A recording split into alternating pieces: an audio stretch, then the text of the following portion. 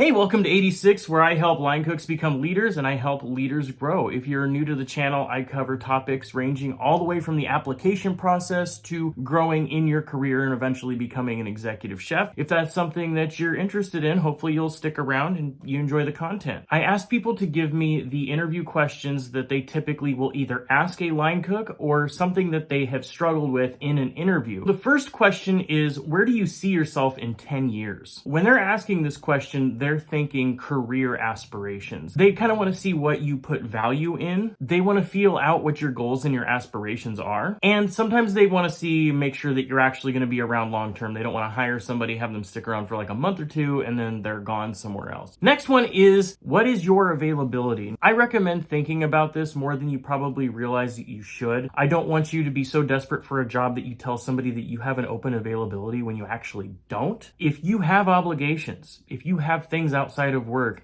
or there are days that you don't want to work. I don't want to work Monday, for example. Put that in your availability from the get-go. If you have kids, whether you're a husband or wife or a single parent or whatever, they should be your first priority anyway. So if you need to leave to go get them from school, don't commit to having an open availability. And then when you get on a schedule, realize, oh shit, I actually need to pick up my kid every day. I need to leave for like 2 hours so I can go drop them off with whoever. Do you have reliable transportation? There are so many times where somebody gets a job and immediately, they had somebody that was giving them a ride to work. They have a falling out with them and now they have a really hard time coming into work. They start missing shifts. They start being late or whatever. If you do have reliable transportation, whether that is walking, skateboarding, you have a car, bike, someone drops you off, whatever it is, as long as you consider it to be reliable, you don't need to give them any more than a yes or a yes, I have reliable transportation. They don't need to know that you ride a bike or that you walk or that you take a bus. They just need to know whether or not you have reliable transportation. What's your greatest strength? This comes up a lot as well. This one, I think people have a hard time with it, mostly because they don't want to come off like they're bragging. They don't want to feel like they are full of themselves. So a lot of times there's like kind of like a humbleness or an unwillingness to be like, yeah, I'm a fucking badass. But I'm telling you right now,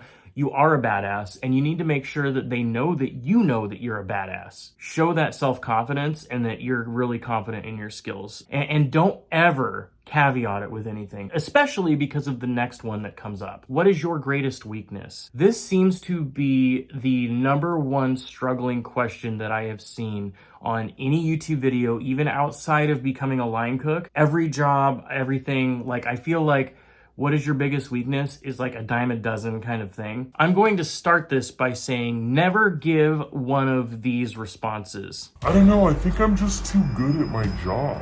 I'd say I'm a perfectionist. I can't really think of anything.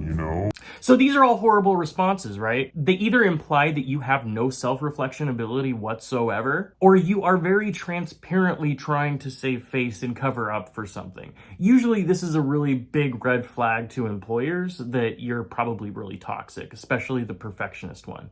Being too good at your job, you're full of shit, dude. Come on, cut the BS, come up with a real weakness. Give your flaw, your real flaw, but then follow it up with what progress you are making or that show that you have some kind of self-reflection or demonstrate that in some way that you've been working on this, but it's still something that you struggle with.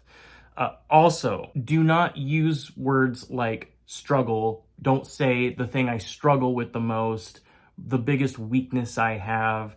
Don't use those kind of words. You'd actually be surprised that there's some words that are kind of meatier than others. And those words kind of stick a little bit in people's heads when they hear struggle. Struggle means I'm not doing a very good job with it, right? Weakness means it's just like an inherent flaw of mine. If I say like the words challenge, or if I say opportunity for growth, I know this is like corporate babble, but it does work, trust me. This is how you would use something like that. My biggest opportunity for growth or my biggest challenge is that I tend to second guess myself. Even though I'm always growing and learning, I always feel like it's still not enough. That feeling is what actually affects my ability to move up in my career. It's busy and all the cooks walk out. What do you do? This is a type of situational question. You will get a lot of situational questions or behavioral questions. And as long as you are true to yourself and you answer them thoughtfully and truthfully, A lot of times it doesn't impact the decision unless it's like a really horrible answer. Like I would just leave with everybody else, right? If everybody in the back of house says, fuck it, they take their apron off and they leave, to me, I feel like that is partly a leadership issue and a result of the end result of a late stage toxic kitchen. People are sick of the staffing issues. They're sick of the food shortage, of not having things that they need. They're sick of things being broken and never being fixed that cause like health department concerns. They're sick of the bullying atmosphere, the toxic environment. If everybody else is walking at the same time, they've talked about this. They planned this. This means this is something that has been going on for more than a week. I've been in a kitchen for 20 years, and I'm not saying this never happens, but in the 20 years of experience that I have, in all of the kitchens I've ever worked, not once have I seen an entire back of house walk out all at once. I've seen people walk out. I've seen multiple people leave, but I've never seen, 6 cooks on a busy Saturday just say, fuck it, I'm gone. That being said, that doesn't answer the question of what I personally would do about it. First off, I would make sure to have communication with the front of house, especially if the restaurant is full. The servers need to know because there's going to be a lot of lag time on orders. I'm going to tell them that they need to explain to the guests what is going on in a way that isn't so like, they don't care about your problems, right? They don't care about the restaurant problems. The thing the servers need to say to the guests needs to accomplish several goals. The first goal is they can't sound like they're making excuses. You still want to convey that the food is going to take longer. You can even say that maybe there's only one cook in the back or something like that, but don't say why there's only one cook. Be candid with them if they ask, but don't offer that information. But the goal of doing this is to give the guest the opportunity to take ownership over their own weight. They can decide, I don't want to wait that long and leave, which in a way is kind of a good thing in the sense that they're not receiving bad service, having to wait for an hour, and that ticket being pulled reduces the amount of time the other tickets are going to take. It's unfortunate, but we're talking about an emergency situation here where you're the only cook. If they decide to wait for their food, then they now have the ownership and they have made a conscious choice. I know that this is going to take a while. At that point, the servers can provide customer service by maybe offering them some free wine, making sure to check up on them, ask them if there is anything they can get. If they decide to change their mind, maybe they just want to order some dessert and be on their way, whatever. This will prevent a lot of negative reviews from coming, because when the guest is sitting out there, when the restaurant is full and the guests are all out there, and they are pissed off because they were waiting 2 hours for their food. They never received it. The server never came and checked on them because they're scared and they walk out. Hello, Google reviews. Hello, negative Yelp reviews, all of that shit. So in a way, it helps the restaurant, it helps the servers, it helps the guests, and it helps the cooks. It's just all around communication is the best medicine for any of these kinds of issues. The next thing I would do is just to remember that I am only one person. There's only so much I can do. The food is going to be good quality. It's going to be the best that I can do in the timeliest manner that I can do it, while still acknowledging that there's supposed to be 5 cooks or 6 cooks or whatever, 4 cooks, whatever. There's supposed to be a lot of cooks. There is not a lot of cooks. So I'm doing everything I can. Be patient with yourself and take the time to work through the orders. I'm not saying do them one at a time, but just take that extra time, What do you do when you are really busy, tickets don't stop, and you're stressed out? I actually did an entire video on how to handle or survive a rush, and that video should be popping up right about now somewhere up top. You want to get everything cleaned up, get everything organized, get everything stocked, a cold bar, whatever that's getting prepped, some of the salad mix, whatever. Like,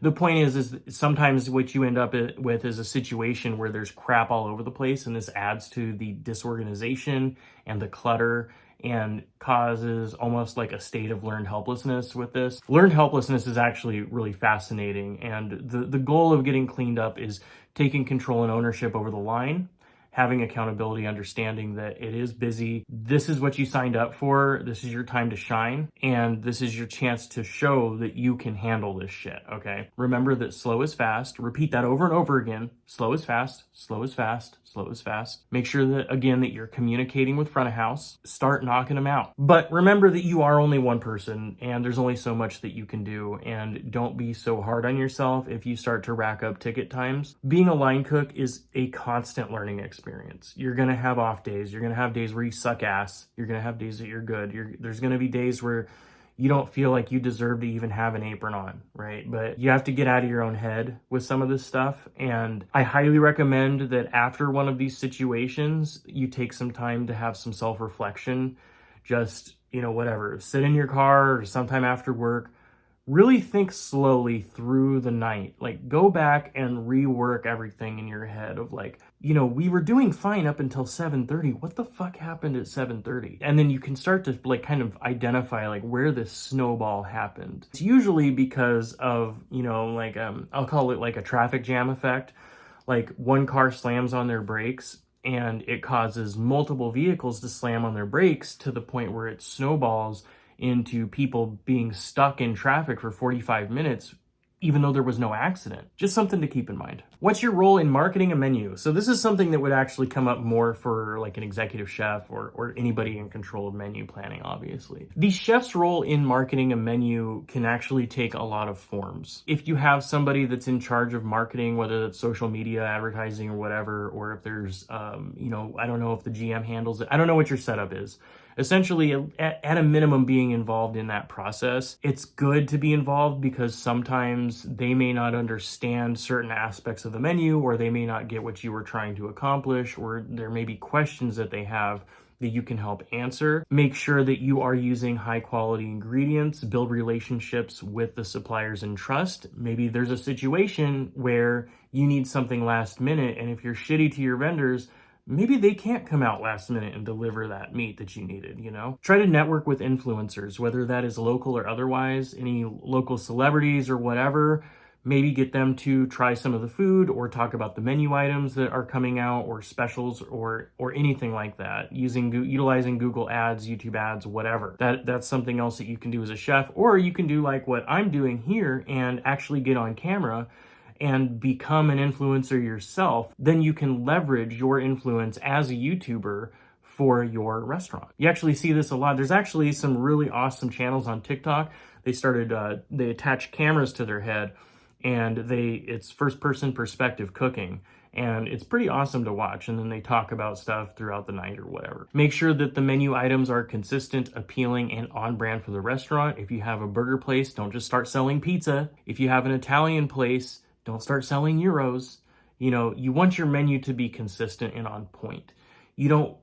There's also, when you're creating a menu, something that you need to keep in mind is that while you want to have control over the creativity in the process, there's an understanding that there are times when people are coming to your restaurant and sometimes they just want a fucking burger. When you're developing your menu, you can't fill your menu full of that fluffy bullshit. It's good to have creative menu items, but if you have too many creative menu items, what ends up happening is your menu starts looking really pretentious, and it also becomes more difficult to execute when everything's got 20 fucking ingredients in it. So what you do usually for this burger example is you'll have something like a build your own burger option. They start out with a hamburger that costs whatever, $8. They can add cheese, or maybe like 1 or 2 ingredients are free. Then after that you charge to create a paywall that keeps them from adding 30 or 40 ingredients to their fucking burger. If you want to add cheese, it's free. If you want to add bacon, it costs X amount. If you want to add lettuce, tomato, onion, pickle, that can be free also.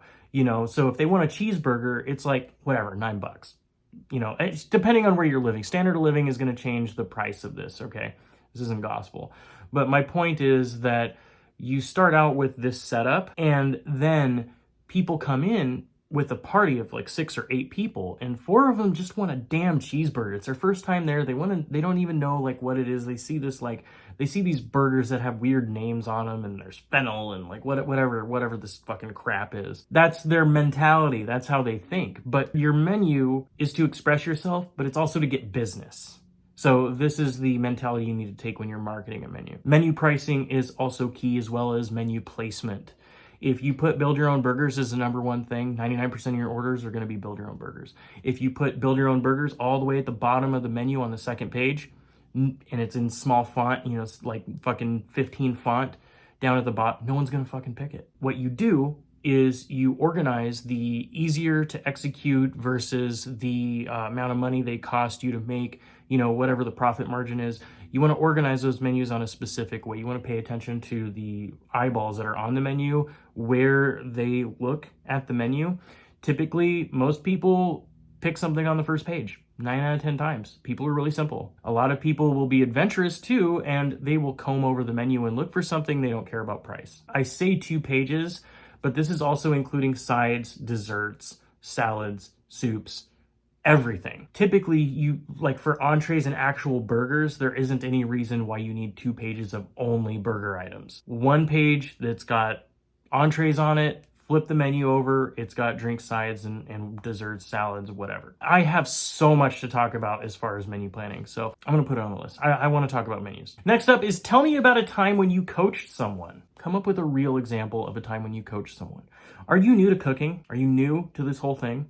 Have you ever shown anybody anything? Talk about that. I feel like this would be something that you would only expect in any kind of leadership role, like a kitchen lead or something like that. You may see it as a line cook. I've never had that question come up when I had interviewed as a line cook. It's typically for people that are going to be coaching people. If you're a line cook and you're applying for a leadership position for the first time, you can talk about a time when a new cook came in and they weren't being trained. And so you stepped up and showed them how to do things. And, you can talk about how you helped somebody grow into a line cook position. I can give you kind of the generalization of like how to approach this, but it's up to you to come up with your own real life example of a time where you coached someone. What was the reason that you left your last job? Obviously, they want to know what kind of employee you are or you were or going to be. Avoid this one major mistake. This mistake is saying my last boss was a dick, or my last boss was an asshole, or my last boss was a piece of shit, right? Even if he was.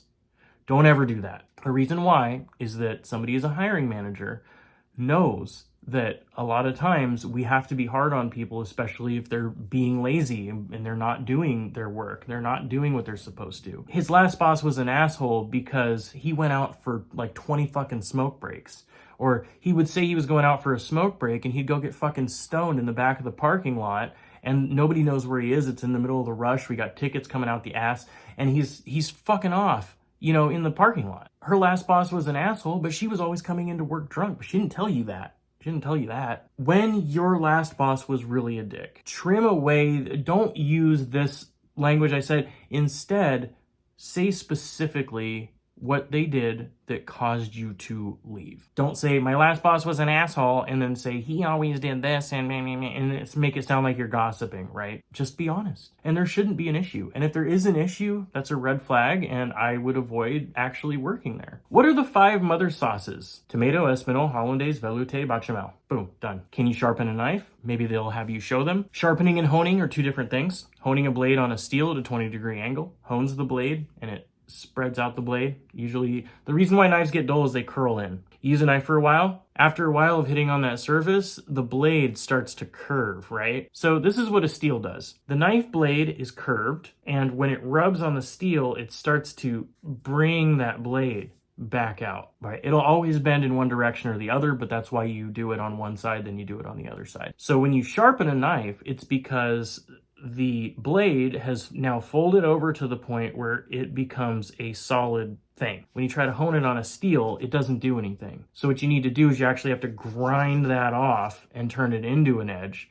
And then after you grind that off, there will be a burr and you remove the burr on the honing steel. For our purposes, if somebody asks you how you sharpen a knife, if you know how to sharpen a knife, say, yes, I typically sharpen it at a 20-degree angle on a whetstone, or I use a grinder or whatever. What's your desired wage? I recommend looking up as many wages as you can for the area for the position that you're applying for. And the reason why I say that is because this will give you about a median wage. You don't need to sit there and make an Excel spreadsheet if you want, but if you do, then that if nothing else, that'll help you. What you're gonna wanna do is come up with a wage that is on the upper end of all of the wages that you looked at. And that way, if they decide they want to be fucking out of pocket and say some shit to you about how like that's a little excessive or they give you some bullshit, once you decide what you want your wage to be based off of what you saw. I did a video on wages too that's, I'll leave it down in the description. You can check that out.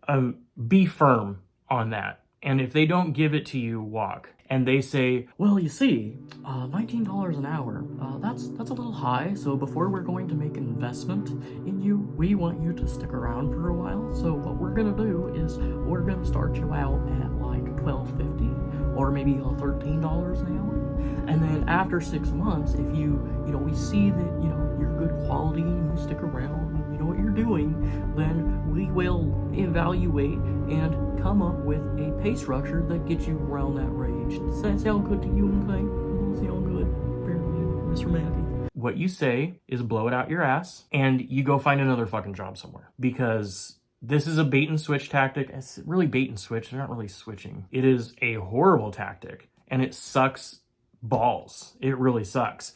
A lot of people get caught up in this because what they do is they tell you one thing and then they milk you as long as they can for that $12.50, and then when you leave, they just hire somebody else for $13 an hour and they don't give a fuck and they don't pay you unemployment because you quit. Save yourself a headache, just walk, find something else. Know what your worth is going into the interview and stick firm on that. How would your employees describe your leadership style? So when they are asking you this, they're just asking you to describe your leadership style, but you are describing it through the eyes of your employees. People tend to be a little bit more honest. And I don't know why that is. It's a psychological reason. I'm not a psychologist. This is something that I can't help you with other than saying you need to do some self-reflection, maybe talk to people that worked under you.